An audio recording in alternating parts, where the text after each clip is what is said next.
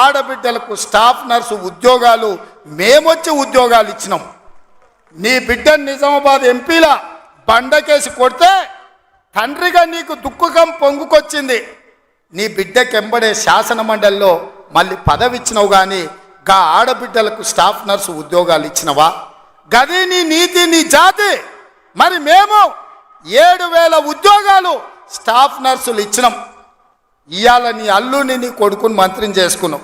Constable ఉద్యోగాలు 15,000 ఉద్యోగాలు భర్తీ చేయక ఆకాశంలో వేలాడుతున్నట్టు త్రిశంకు స్వర్గంలో నిరుద్యోగ యువకులు ఉంటే కోర్టులో కేసు ఉంటే నువ్వేమైనా పరిష్కరించినావా అని నేను అడుగుతున్నా.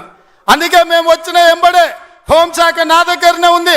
డీజీపీని ఇతర అధికారులను పిలిచి సమీక్షించి వేలాది మంది నిరుద్యోగ యువకులు ఈరోజు నిరుద్యోగులుగా అమీర్పేటలోనో లేకపోతే అశోక్ నగర్ చౌరస్తాల్లో, దిల్సు నగర్ చౌరస్తాల్లో ఇంటికెళ్ళి తల్లిదండ్రులకు మొహం చూయించుకోలేక నిస్సారంగా జీవితం గడుపుతున్నారు. వాళ్లకు ఉద్యోగాలు ఇవ్వాలని కోర్టుల్లో ఉన్న కేసులను ఇవాళ త్వరితగతిన పరిష్కరించాలని ప్రయత్నం చేసినాం.